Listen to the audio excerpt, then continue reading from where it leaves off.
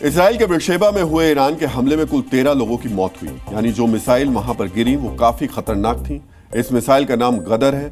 आज आपको ईरान की बैलिस्टिक मिसाइल गदर की ताकत के बारे में भी पता होना चाहिए। गदर मिसाइल ईरान की शहाब 3 मिसाइल का एडवांस वर्जन है, जिसकी रेंज 1800 किलोमीटर से 2000 किलोमीटर तक है। ईरान अपनी इस मिसाइल से पूरे इजराइल और खाड़ी देशों में स्थित अमेरिकी ठिकानों को भी लक्ष्य बना सकता है।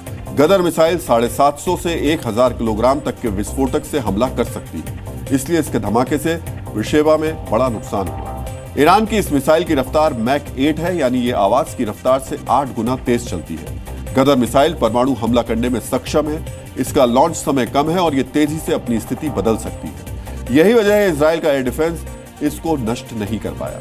इन्हीं खूबियों की वजह से ईरान ने सीज फायर के बाद इसका इस्तेमाल करके इजराइल पर भीषण हमला करने में बढ़त हासिल कर ली। आज आपको यह भी समझना चाहिए आखिरकार ईरान और इजराइल ने सीज फायर क्यों तोड़ा और आजकल युद्ध में सीज फायर के किन नए नियमों का पालन किया जा रहा है। इजराइल ईरान युद्ध के बीच ट्रंप ने रात को 3:32 पर सीज फायर का ऐलान किया और 6 घंटे के बाद इस सीज फायर के लागू होने की बात कही। इसके बाद ईरान और इजराइल दोनों की तरफ से सीज फायर को मानने की बात कही गई, लेकिन समझौते के मुताबिक दोनों देशों के बाद 8-6 घंटे का वक्त था और इसका इस्तेमाल इजराइल और ईरान ने अपने अपने पलड़े को भारी करने में किया। रणनीतिक लाभ उठाने के लिए अंतिम क्षणों में अधिक से अधिक लक्ष्य को तबाह करने की कोशिश की गई। इजराइल ने ईरान के परमाणु वैज्ञानिक को मार दिया तो ईरान ने रिहायशी इलाकों में मिसाइल गिरा दी। ईरान और इजराइल दोनों का मकसद मनोवैज्ञानिक और सामरिक बढ़त हासिल करने का था। सीज फायर दोनों देशों के बीच नहीं हुआ था, इसलिए शर्तें स्पष्ट नहीं थी। इसका फायदा उठाकर भी ईरान और इजराइल ने हमले जारी रखे और एक दूसरे पर हमलों का इल्जाम लगाया।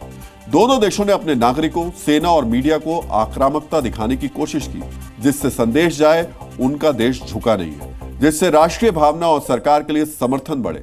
इजराइल और ईरान जैसे दुश्मन देशों के बीच गहरा अविश्वास है।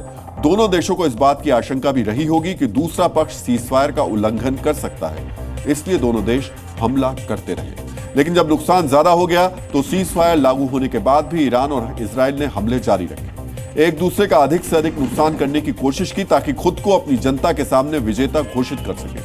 आजकल हर देश सीज फायर के ऐलान के बाद आखिरी वक्त में बढ़त हासिल करने की कोशिश करता है। आपको याद होगा भारत और पाकिस्तान के बीच संघर्ष विराम के बाद भी पाकिस्तान की तरफ से ड्रोन अटैक हुआ था, जिसका भारत ने कड़ा जवाब दिया था और यही सीज फायर के न्यू नॉर्म्स हो गए। लेकिन इस तरह सीज फायर उल्लंघन से कई बार युद्ध इतने भड़क जाते हैं कि इन्हें रोकना मुमकिन नहीं होता और ऐसी स्थिति में सीज फायर का मतलब आग पर पानी डालना नहीं बल्कि आग में घी डालने जैसा हो जाता है।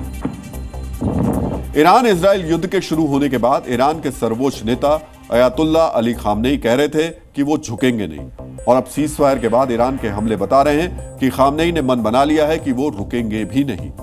यहां सवाल उठता है, अगर ईरान और इजराइल को सीज फायर तोड़ना ही था तो सीज फायर किया ही क्यों गया?